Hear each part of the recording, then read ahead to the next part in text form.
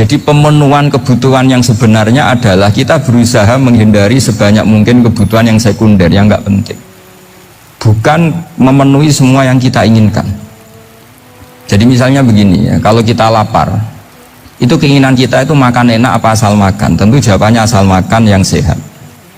Tapi kalau nuruti nafsu kita, makannya yang enak, teman makan ya enak, terus di warung yang favorit. Ini kan satu kebodohan. Kenapa untuk makan saja butuh definisi sekian banyak? Yang kita harus kecewa, warung favoritnya bisa sudah tutup, atau kita ke sana harus macet, ribet. Yang benar-benar arif dan bijaksana itu adalah al-istighna anisya. Sesuatu yang tidak mendesak itu jangan jadikan kebutuhan. Sehingga kalau kita puasa misalnya, semua makanan itu enak karena kita sangat lapar. Sehingga Abul Qasim Al-Junaidi ketika ditanya ma'idamu to'am, lauk makanan itu apa? Jawabannya lucu, alju, lapar. Kalau kamu lapar ya semuanya enak. Ini sudah mulai hilang. Kita bilang makan enak itu ya sate, ya gulai, ya pizza yang kita senang. Akhirnya apa? Untuk nikmatnya Allah itu kita jadi ribet. Apalagi yang orang-orang fasik harus ditemani perempuan yang tidak halal misalnya, atau harus ada ajudan, ribet. Nah pertanyaannya, orang yang ribet sama yang nggak ribet itu pinter mana? Pinter yang nggak ribet. Nah ini kearifan-kearifan yang mulai hilang. Lalu siapa yang bisa mewarisi itu? Ya ulama. Jadi ulama itu cara berpikir sebenarnya simple. Makanya mereka sering kalau tahajud itu, di antara makalah Sayyidina Ali paling terkenal dan yang menjadikan beliau punya derajat yang luar biasa itu adalah kafani izzan an takuna li robban wa kafani fakhran an akuna laka abdan. Ya Allah, saya ini sudah begitu mulia, begitu terhormat dan sangat-sangat terhormat karena yang menjadi Tuhan itu Engkau. Jadi rumus pertama itu karena menjadi Tuhan itu Engkau. Hanya Tuhan yang abadi, Tuhan yang pertama, hanya Tuhan yang al-awwal. Coba ya Allah, kalau saya ini punya Tuhan Fir'aun, punya Tuhan mati jadi tontonan lagi, itu kerennya di mana coba? Andaikan kita punya Tuhan Fir'aun, atau punya Tuhan yang asal usulnya manusia, apapun hebatnya manusia itu, kita punya Tuhan manusia itu. Tuhan yang lapar, yang kalau nggak makan mungkin pingsan, mungkin bisa kena COVID, nanti Tuhannya diisolasi, kayak apa? Makanya ketika Tuhan Allah menyindir ketuhanan selain Allah itu, Allah hanya menyindir dengan kalimat sederhana, karena yakulanit to'am, yang kamu tuhankan itu masih makan. Hanya kalau nggak makan ya lemes. Jadi lama-lama ada orang gini, alhamdulillah tadi Tuhan mampir ke saya, kelihatannya lapar, setelah tak kasih makan sehat lagi. Susah nggak punya Tuhan yang seperti itu. Beda dengan Tuhan kita, Tuhan yang nggak butuh makan, nggak butuh minum, al-qayyum, zat yang berdiri sendiri tanpa butuh yang lain, al-awwal. Sebelum ada langit bumi sudah ada Tuhan kita, yaitu Allah. Bandingkan dengan Tuhan-Tuhan yang dipertuhan yang lain, yang adanya setelah bumi, misalnya Fir'aun dan sebagainya.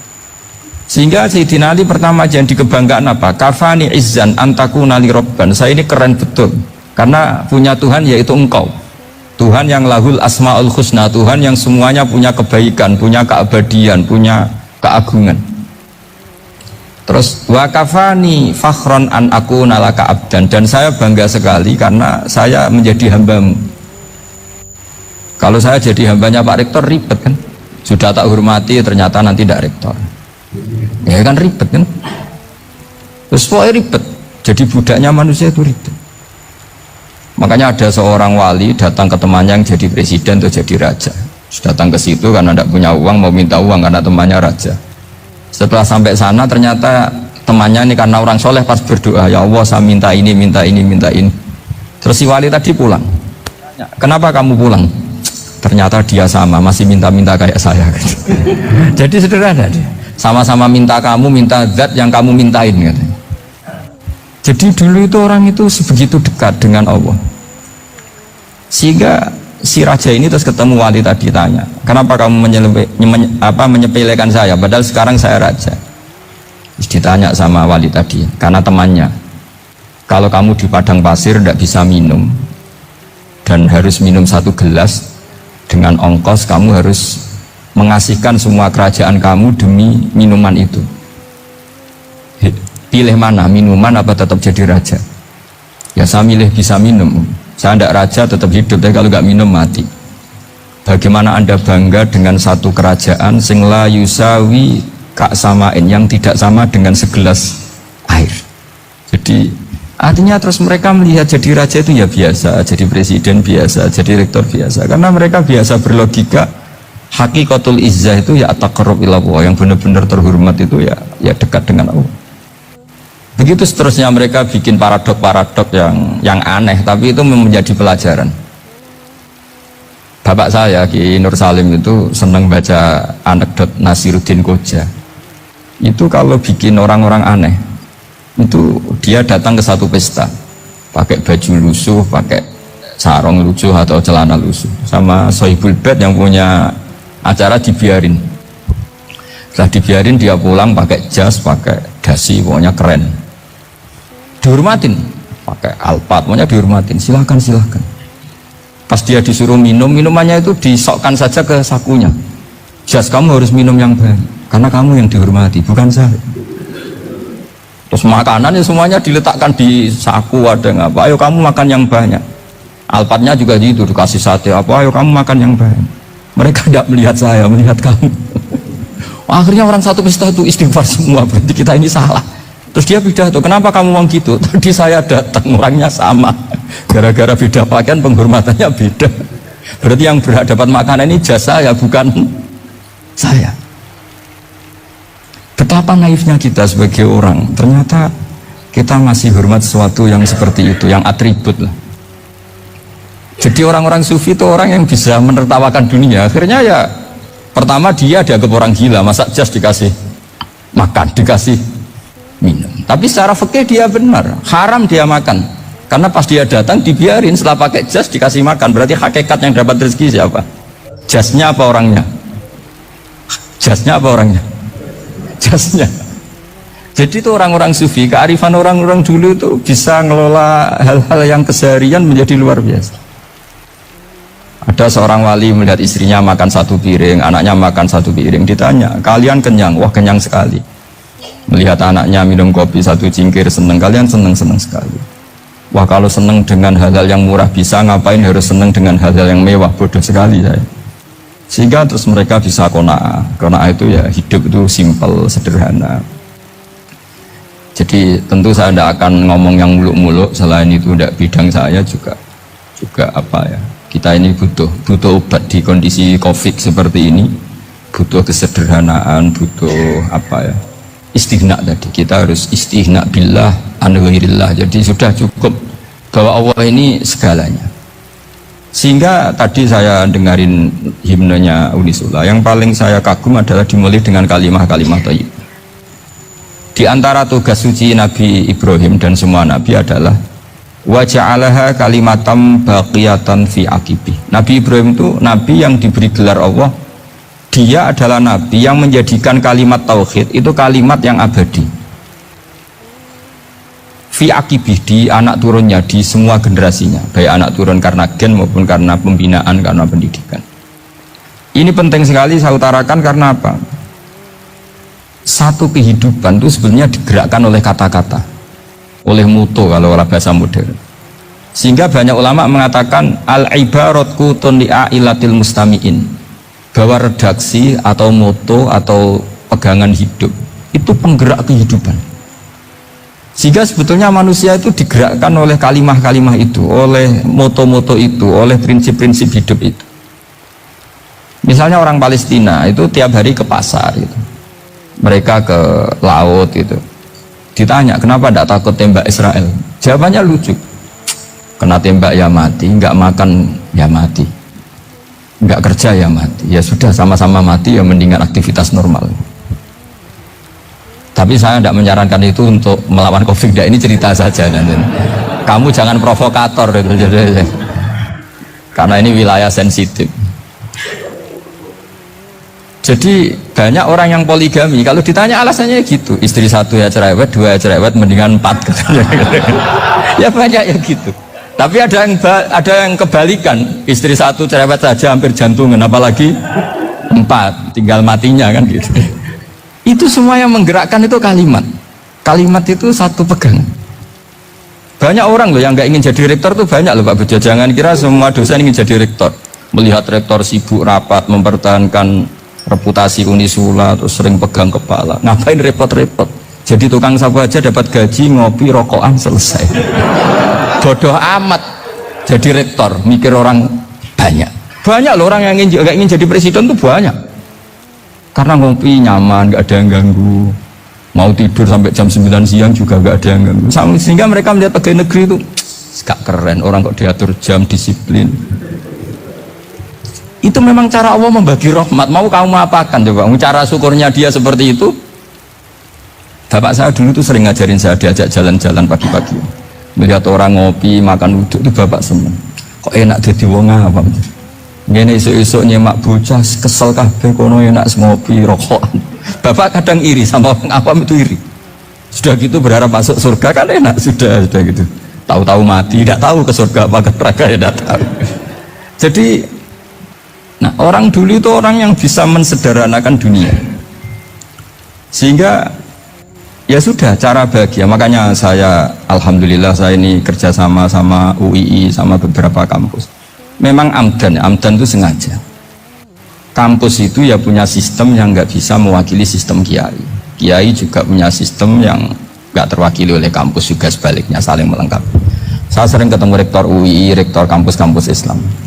Mereka cerita, Gus pendidikan pondok harusnya dimodernkan gini-gini. Saya bilang, kalau pondok modern kayak kampus itu nanti saya ketemu Allah tidak bisa jawab. Kenapa Gus? Saya beri contoh gini. Kalau misalnya perempuan perawan lah atau apa saja, pokoknya perempuan mau tanya tentang menstruasi atau haid, kalau semuanya sistem kampus dia harus kuliah dulu, registrasi dulu, kuliah dulu, bayar dulu, dan dapat jawabannya nunggu mata kuliah pas itu. Bandingkan kalau sistem pondok, saya tuh sering ke pasar sama anak saya dicegat sama ibu-ibu, Gus anak saya ngalami gini-gini, keluar darah terus menerus, nggak 6 hari tapi 1 bulan penuh, itu hukumnya apa Gus? Nanti saya mau sowan ke jenengan. Nggak usah sowan, di sini aja. Ya sudah, sebelum mengeluarkan darah yang rutin seperti itu biasanya haidnya berapa hari? 6 hari, ya sudah ikut yang 6 hari, yang lainnya istighatsah. Ngoten tok Gus, ya udah ya. Begitu terus di masalah udhiyah apa? Ya coba kalau semuanya pakai sistem kampus, daftar dulu, bayar dulu. Jadi ini nggak ada jawabannya, nunggu mata kuliah itu baru dapat jawaban. Itu biasa nggak sholat bertahun-tahun karena belum ada jawaban tentang itu. Nah itu kalau misalnya orang mati, tahunya cara apa memulasara jenazah itu nunggu kuliah dulu, pas mata pelajaran itu dulu, baru menangani orang mati. Berarti orang mati itu tergeledak semua. Tapi kalau kiai kan enggak. Kesini orang mati terbakar, kalau dimandiin malah badannya copot-copot, itu gimana hukumnya? Ini ada orang mati Gus Kendat, ini disolati apa enggak? Ada orang mati apa itu oplosan ya kan? Itu disolati enggak? Soal sering ditanya gitu. Gak usah registrasi Pak Rektor, gak usah registrasi, gak usah daftar, gak usah seminar. Makanya kalau orang kampus wani kiai itu ya kualat tenan itu, karena ini yang on time ya. Tapi pondok seperti saya ya ikrar seikrar-ikrarnya, pentingnya kampus karena melatih efisiensi waktu, disiplin, tata kelola manajemen, sehingga kita hormat. Tapi tadi kita harus saling melengkapi, sehingga saya tunjukkan ke publik bahwa saya hormat sekali sama polisi, sama tentara. Coba kita bisa apa ngadepi bandar narkoba kalau enggak polisi? Bisa apa coba menjaga NKRI kalau enggak tentara? Begitu juga ya sudahlah, kita memang fa'inayadawahi ma'al jamaah, kita berkah itu kalau bersama-sama, tidak bisa kita sendiri. Nah lalu orang kayak saya itu ya beberapa kali sebetulnya saya itu ditawanin jadi dokter honoris causa apa. Kekhawatiran saya satu Pak Bejo, takut pas nggak punya uang itu dokter gak di duit kan gak pantas gitu. Jadi repot gitu, daripada beban lah sudah lah nggak usah dokter. Jadi kalau nggak punya uang ya pantas, terus kalau ngebis ya pantas. Suatu saat kalau mati nggak ada yang hadir ya pantas, nggak dokter gitu. Kalau sudah dokter kok masuk neraka, dokter kok masuk neraka, saya kayaknya apalagi rektor kampus Islam kok masuk neraka itu kan kok kayak nggak pas itu. Misalnya rektor Unisiola ditanya mungkar nakir, nggak bisa kan kayak gimana gitu. Makanya harus sering ngaji saya supaya nggak malu di depan mungkar nakir. Masa rektor ditanya mungkar nakir nggak bisa. Harus berani bentak. Ini saya rektor loh Pak mungkar nakir. Masa kalau wali-wali dulu berani. Masyhur di cerita wali-wali ditanya marabbuka manabuka. Saya ini guru tauhid. Kok kamu tanya marabbuka manabuka yang ngotok? Kamu tidak pernah ngaji enak aja tanya. Jadi wali-wali itu ya rileks kan. Saya yakin rileks wali di Bang Parik baru saya yakin itu. Karena wali itu lebih dekat Allah. Sehingga orang dulu itu saya ulang lagi ya, ada satu kearifan namanya hidup itu apa? Hidup itu adalah cari sebanyak mungkin supaya hidup itu tidak tergantung pada banyak hal. Sehingga misalnya cara berpikir orang-orang modern itu sebenarnya banyak orang-orang ilmuwan yang nggak ngagumi Amerika. Bukan karena angkuh ndak. Untuk mempertahankan kebesaran negara sebesar itu, kebutuhan listriknya besar, kebutuhan tentaranya besar, kebutuhan apa? Sementara negara kayak Venezuela atau Swiss kebutuhannya ada banyak. Pertanyaannya, yang tergantung dengan banyak hal sama yang tidak tergantung banyak hal itu pinter mana? Kalau dibalik pertanyaannya gitu, negara-negara maju itu tidak keren kalau dibalik pertanyaannya. Orang yang untuk mempertahankan eksistensinya banyak, butuh banyak hal, dengan yang tidak butuh banyak hal, itu pinter mana? Orang yang bahagianya nunggu jadi dokter, nunggu jadi kiai besar, kiai viral, dengan orang yang bahagia cukup dengan ngopi, itu pinter mana? Tapi kalau dibalik pertanyaannya, orang yang taunya nikmat hanya kopi, dengan nikmat yang banyak, pinter mana? Makanya Mbah Mun tuh kalau guyon itu lucu. Aku ikut saake ambil desa sing mlebu swarga. Saya dulu eskal mlebu swarga kok disakeni. Akhirnya beliau memberi penjelasan. Wong desa iku roe pakanan enak iku mau kopi mbek uduk. Lah swarga iku mau nuruti sing dikarepno. Akhirnya semua mangan wis ngopi, muduk, ngopi ora roh pakanan liyane iku ora roh. Nasi mandi yo ora roh, pizza yo ora roh apa-apa. Terus saya bilang, wah lah niku nak nganti selera tentang wanita cantik itu juga sederhana. Rontok pesek ya wis cantik, rontok ireng ya wis. Apa bidadarinya seperti itu karena saking enggak pengalamannya. Jadi surga itu kan nuruti apa yang diinginkan. Kira-kira keinginan orang kampung kalau di surga itu apa coba? Makanan apa coba? Ya, nak senangnya ketemel gemblong gitu. Nah, artinya malaikat lebih suka nangani surganya orang-orang kampung di Bang Pak Rektor. Ini sudah ribet ini. Makanan apa saja sudah dicoba. Ya. Terus kalau di mall tahu orang macam-macam, seleranya macam-macam pasti. Enak mana kalau sampai jadi malaikat pelayan surga? Suka melayani orang kampung apa yang orang kota? Orang kampung kan. Jadi ya itu guyon ya, guyon tapi itu menjadi pikiran kita bahwa orang yang banyak kebutuhan itu sebetulnya banyak kebodohannya karena menggantungkan kebahagiaannya dengan banyak hal. Makanya Imam Syafi'i ngendikan istighna itu apa? Al istighna anis labi. Yang dikatakan kecukupan adalah berusaha sebanyak mungkin banyak hal tidak kamu butuhkan. Bukan memenuhi semua kebutuhan kamu karena nafsu kamu ini tidak ada batasnya gitu. Kalau kamu penuhin nggak akan selesai. Itu ada perempuan yang kurang cantik itu minta doa saya, Gus doain suami saya kaya, terus tak guyonin, terus nggak minta.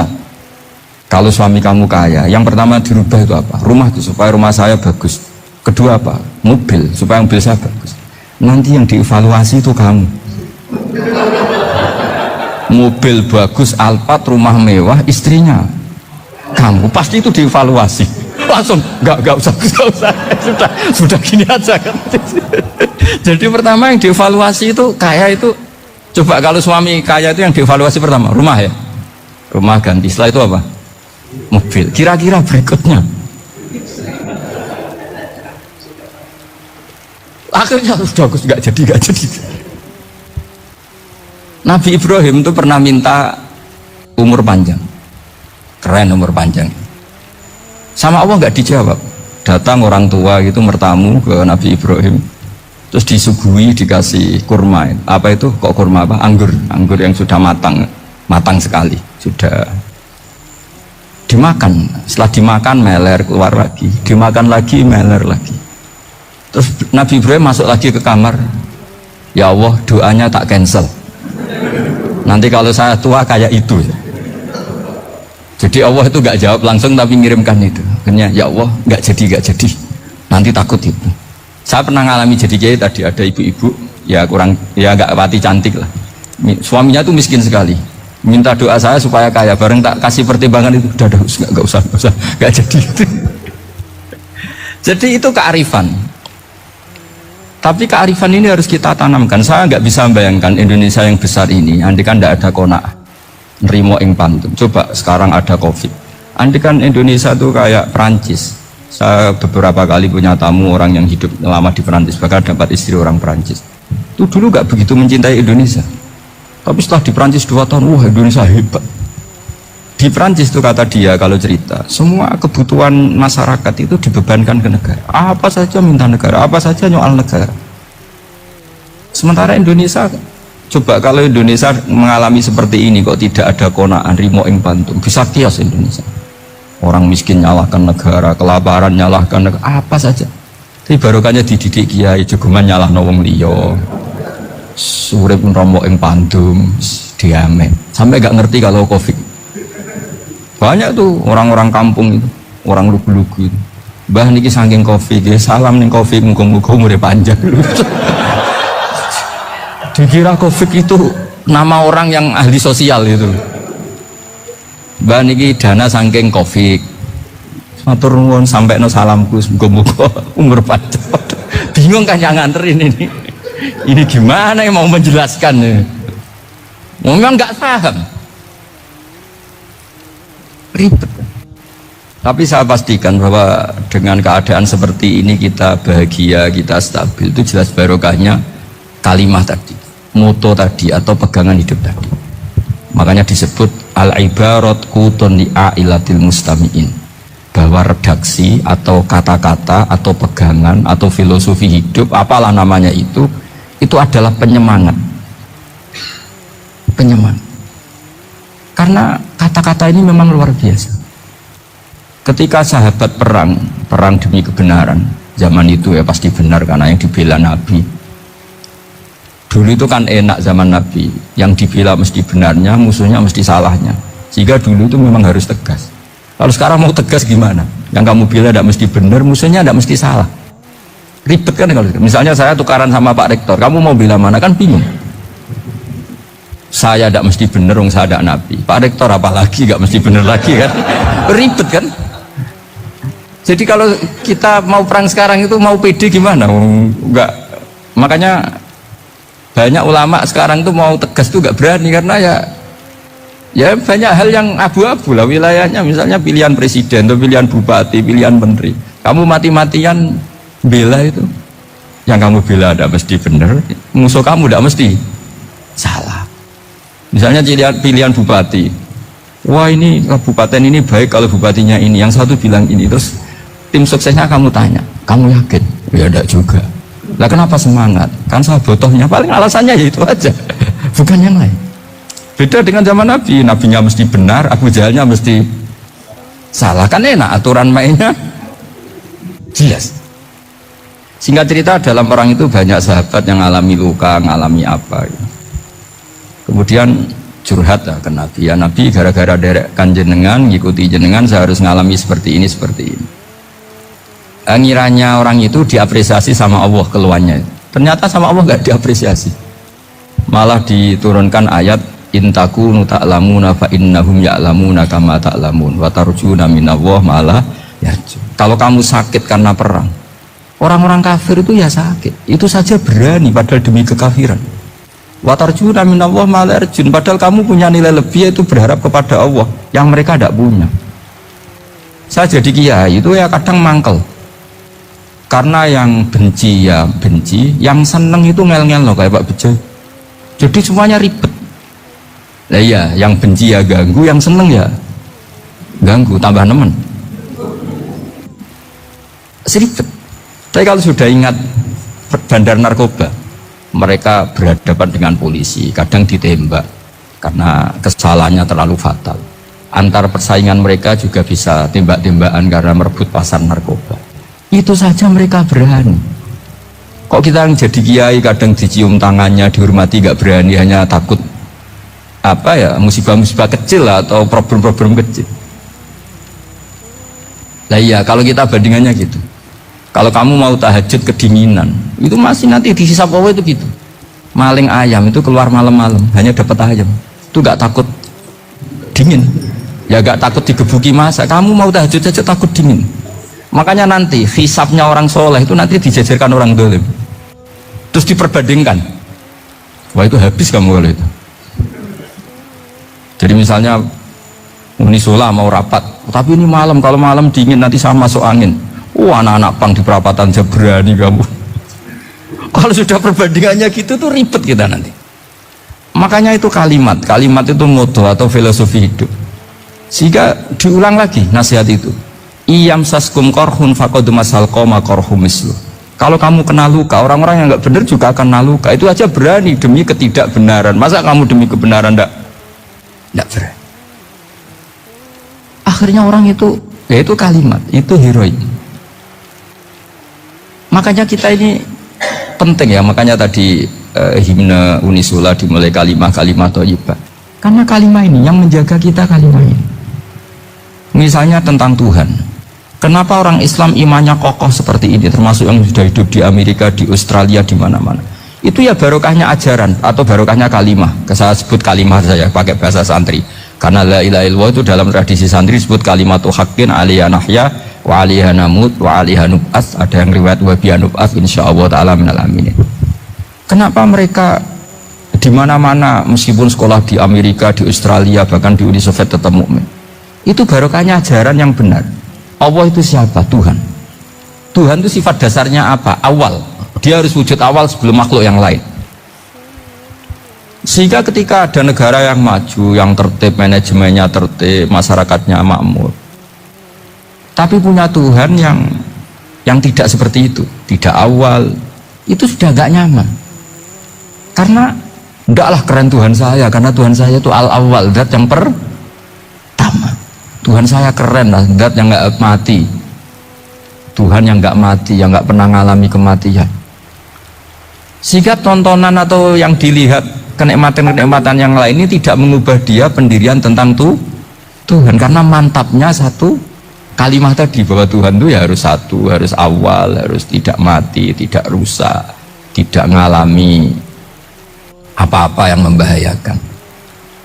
Sehingga ketika ditawarin Tuhan yang lain meskipun menjanjikan secara finansial atau kemakmuran, mereka gak tertarik. Itu coba, itu barokahnya makmur apa barokahnya ajaran? Barokahnya ajaran. Sering negara Islam itu kalah makmur dengan mereka, tapi barokahnya ajaran ini tetap apa? Tetap Islam. Makanya Nabi Ibrahim, Nabi yang sukses bikin wa ja'alaha kalimatam baqiyatan fi aqibi. Sehingga kita ini bukti sama orang tua misalnya, itu ya karena ajaran. Suwargamu itu karek wong tuamu. Nak wong tuamu ridho, Allah ridho. Nak ora ridho, Allah ora ridho. Ridho wa fi ridhol walidain wa sakhatu wa sukhtu wa fi sakhatil. Sehingga ketika ada orang tua yang agak brengsek gitu, anak-anak tetap hormat. Punya orang tua yang miskin, yang sudah miskin, tukang tombok nomor, banyak kan di kampung gitu, ya tetap hormat. Coba kalau dari awal kita ngajari orang tua kamu hormati ya, kalau baik, kalau tidak usah, bisa geger Indonesia. Tapi barokahnya ajaran-ajaran itu Indonesia tertib karena ada ajaran.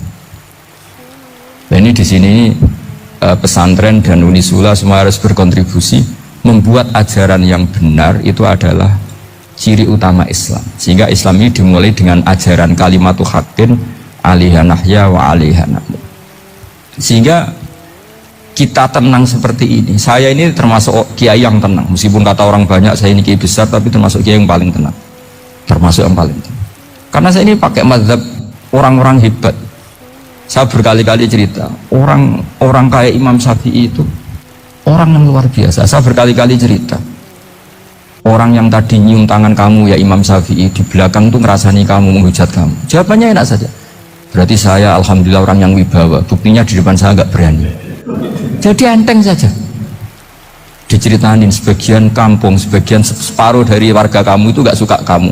Ya bagus lah, nggak suka saya, nggak akan utang duit saya. Di mana-mana orang utang itu karena teman dekat. Kalau gak seneng pasti minimal gak utang, gak pinjam mobil, gak pinjam apa. Berkah mana yang seneng sama yang gede? Jadi dianggap enteng saja. Semua yang dialamin dianggap enteng saja.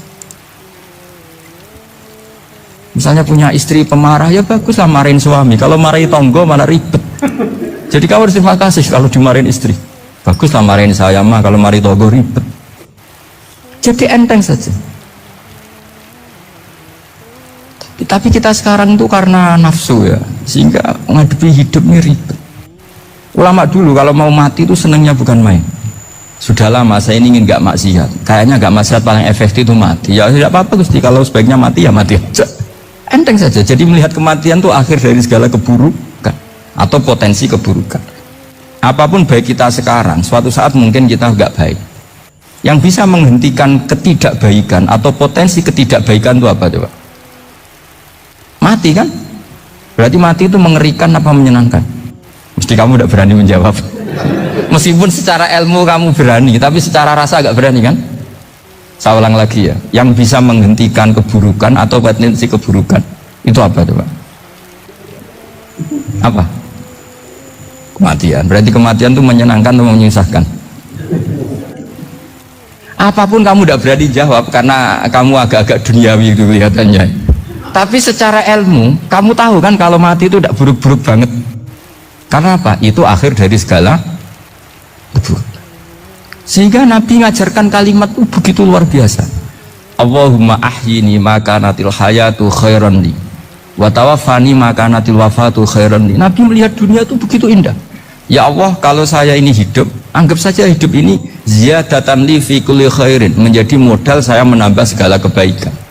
Jika suatu saat saya mati, anggap mawon rohatan li min kulli syarrin, itu akhir dari segala keburukan saya. Sehingga mati hidup ya baik karena di situ kita bisa berkontribusi beramal soleh.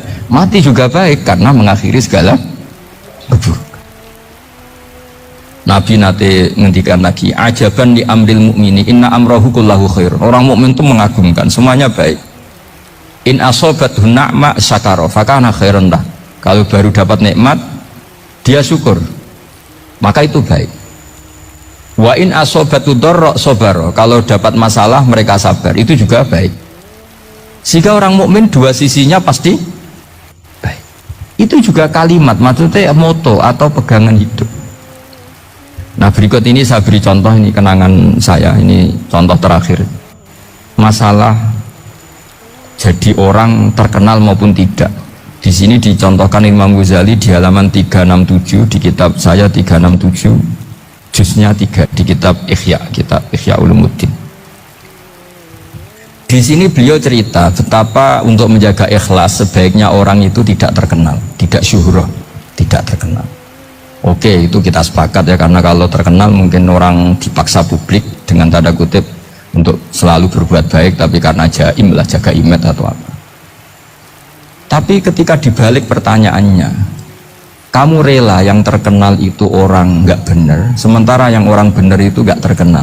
Lalu masyarakat tahunya yang tidak benar. Kalau pertanyaannya dibalik gitu, orang baik wajib terkenal enggak? Kalau pertanyaannya dibalik seperti itu, dokter yang benar tidak terkenal, yang malpraktek terkenal. Kamu ingin kondisi seperti itu? Nggak ingin kan? Kampus yang bagus nggak terkenal, kampus yang bagus nggak terkenal, yang nggak bagus. Nah, artinya apa? Gara-gara olah kata, olah pikiran, ini logika jadi rubah. Lagi-lagi apa? Jawaban itu ada di kata-kata sebetulnya. Makanya bab-bab seperti ini tidak usahlah kita berdebat, berpolemik. Sebaiknya orang itu humul, menutup diri, apa sebaiknya orang terkenal, itu nggak perlu seperti itu. Sudah terserah Tuhan saja. Makanya saya mulai dulu ngaji sampai sekarang itu ya tidak punya punya ikon tertentu atau punya website tertentu, enggak. Sudah terserah pangeran. Saya juga tidak sok suci materialistik atau enggak, ya tidak mikir saya.